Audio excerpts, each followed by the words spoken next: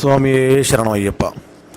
ഞാനീ കാണിക്കുന്നത് നമ്മുടെ ശബരിമല ഐതിഹ്യത്തിൻ്റെ വലിയ ഒരു സ്ഥാനമുള്ള സ്ഥലമാണ്. ശബരിമല അയ്യപ്പൻ്റെ എരുമേലി കഥ നമ്മളെല്ലാവരും കേട്ടിട്ടുണ്ടാവില്ലേ? എങ്ങനെയാണ് എരുമബലി എന്നുള്ള സ്ഥലം എരുമേലിയായി മാറിയതൊക്കെ നമുക്കെല്ലാവർക്കും അറിയാം. അപ്പോൾ അതിനോട് ചേർത്ത് പറയാവുന്ന ഈ പറയുന്ന വാവര് പള്ളിക്ക് മേലെ സ്ഥാനം നൽകേണ്ട ഒരിടം. പണ്ടും നമ്മൾ ഇങ്ങനെയൊക്കെ തന്നെയാണ്. നമ്മൾ സത്യങ്ങൾക്ക് നേരെ എപ്പോഴും കണ്ണടയ്ക്കും, എന്നിട്ട് മിഥ്യയ്ക്ക് നേരെ കൈകൂപ്പുകയും ചെയ്യും. അതാണല്ലോ ഹിന്ദുവിൻ്റെ ധർമ്മം എന്നുള്ളത്, അല്ലെങ്കിൽ നമ്മൾ കൈകൊള്ളുന്ന ധർമ്മം അങ്ങനെയാണെന്നർത്ഥം. ഈ കാണുന്ന വീട് ക്ഷേത്രം എന്നൊക്കെ നമുക്ക് പറയാം. ചിലപ്പോൾ കണ്ടാൽ ചിരി വരുമല്ലേ? ധർമ്മശാസ്താവിൻ്റെ ഏറ്റവും വലിയ വിലപിടിപ്പുള്ള ഒരു സത്യമാണിത് എന്നുള്ളത് എത്ര പേർക്ക് അറിയാമെന്ന് എനിക്കറിയില്ല. പക്ഷേ ഈ കാണുമ്പോൾ, അല്ലെങ്കിൽ ഈ ക്ഷേത്രം കാണുമ്പോൾ നമുക്ക് ചിരി വന്നു പോകും. ഇതാണല്ലോ ഹിന്ദുവിൻ്റെ അവസ്ഥ എന്നാലോചിച്ചിട്ട്. എൻ്റെ കൂടെ ഈ കാണുന്ന വ്യക്തി, ഇദ്ദേഹം മേജറാണ് കേട്ടോ. ഇദ്ദേഹം അയ്യപ്പനെ സേവിക്കാൻ വേണ്ടി ഈ അന്നദാന സംവിധാനത്തിൻ്റെ കൂടെയുള്ള ആളാണ്. അയ്യപ്പന്മാർക്ക് ഭക്ഷണം കൊടുക്കാൻ വേണ്ടി അദ്ദേഹം കർമ്മഭരിതനായിക്കൊണ്ട് തന്നെ എൻ്റെ കൂടെ, അല്ലെങ്കിൽ ഞങ്ങളുടെ ടീമിൻ്റെ കൂടെ ഉണ്ട് എന്നുള്ളതാണ്. അദ്ദേഹത്തിന് അതിൻ്റെ ഉത്തരവാദിത്തമുള്ള ആളാണ്. കഥയിലോട്ട് വരാം. ഈ വീട്ടിലൊരു മുത്തശ്ശി ഉണ്ടായിരുന്നു. എല്ലാവരോടും സ്നേഹത്തോടെ മാത്രം പെരുമാറുന്നൊരു മുത്തശ്ശി. കുട്ടികളോടൊക്കെ ഭയങ്കര വാത്സല്യമായിരുന്നു. അതുകൊണ്ട് തന്നെ അയ്യപ്പന് ഈ അമ്മൂമ്മയെ വളരെ ഇഷ്ടമാണ്. അങ്ങനെ അമ്മൂമ്മയുടെ അടുത്ത് ഇടയ്ക്കിടയ്ക്ക് അയ്യപ്പൻ ഒരു സന്ദർശനം നടത്തും. വേറൊന്നും കൊണ്ടല്ല, അമ്മൂമ്മയുടെ കയ്യിലെ മധുരപലഹാരം തന്നെയാണ് അയ്യപ്പൻ്റെ ഉദ്ദേശം എന്നുള്ളത്. അമ്മൂമ്മയുടെ സ്നേഹത്തോടെയുള്ള ആ തലോടലും ആ സ്നേഹത്തോടെ നൽകുന്ന പലഹാരങ്ങളൊക്കെ വളരെയധികം ഇഷ്ടമായിരുന്നു അയ്യപ്പന് എന്നുള്ളതാണ്. അങ്ങനെ ഇടയ്ക്കിടയ്ക്ക് അയ്യപ്പൻ അമ്മൂമ്മയെ കാണാൻ വേണ്ടി വരും. അമ്മൂമ്മയോട് കുശലം പറയാനും അമ്മൂമ്മയെ സുഖമാണോ എന്നൊക്കെ ചോദിച്ചു കൊണ്ട് വരും. ആ കുഞ്ഞു കുസൃതിയായിട്ടുള്ള അയ്യപ്പനെ ഈ അമ്മൂമ്മയ്ക്കാണെങ്കിൽ വളരെയധികം ജീവനുമാണ്. ഇവിടെ ഈ മാഷി ഈ എരുമേലിയിൽ വന്നിട്ടുണ്ടെന്നും ആൺകുട്ടികളെല്ലാം വധിക്കുന്നുണ്ടെന്നും മനസ്സിലാക്കിയ അമ്മൂമ്മ അയ്യപ്പനെ കണ്ടതോടുകൂടി അയ്യപ്പനോട് പറഞ്ഞു, അയ്യപ്പ മോനെ എത്രയും പെട്ടെന്ന് മോനെ ഇവിടുന്ന് പോകണം. ഈ മാഷി എല്ലാ വീട്ടിലും കയറിയിട്ട് ആൺകുട്ടികളെ കൊന്നുകൊണ്ടിരിക്കുകയാണ്. അപ്പോൾ എൻ്റെ മോനെ കണ്ടു കഴിഞ്ഞാൽ അവൻ വെട്ടിക്കൊല്ലും. അതുകൊണ്ട് എത്രയും പെട്ടെന്ന് എൻ്റെ മോനെ ഇവിടുന്ന് പോകണമെന്ന് ഈ അമ്മൂമ്മ കരഞ്ഞു വാശി പിടിച്ചു.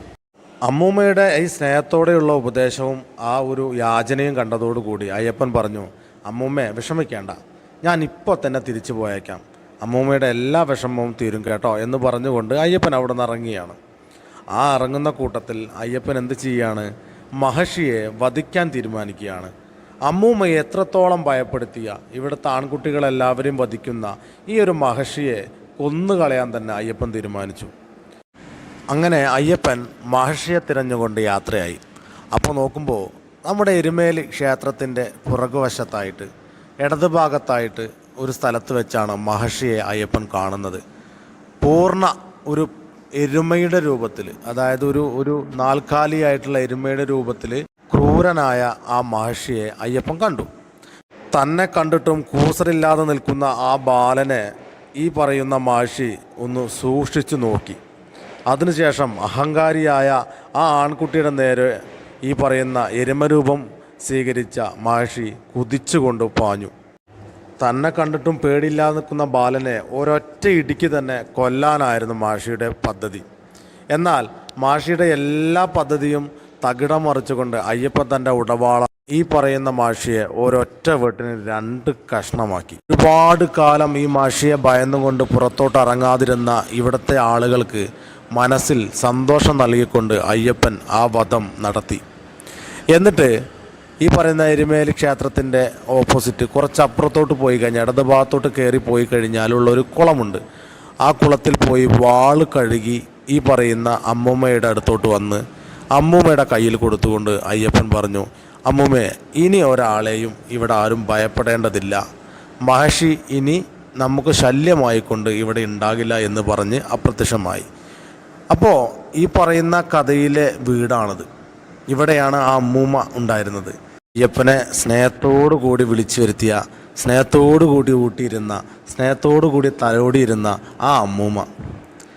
അപ്പോൾ ഇത്രയും സുന്ദരമായ അയ്യപ്പൻ്റെ കാൽപാദങ്ങളും അദ്ദേഹത്തിൻ്റെ ശരീരഭാഗങ്ങളെല്ലാം സ്പർശിച്ച ഈ ഒരു വീട് നമ്മൾ മറന്നിട്ട് വാവര് പള്ളി എന്ന ഒരു മിഥ്യസത്യത്തിൻ്റെ പുറകെ പോയി നമ്മൾ ഈ ശബരിമല ദർശനം പൂർണ്ണമാക്കുന്നു.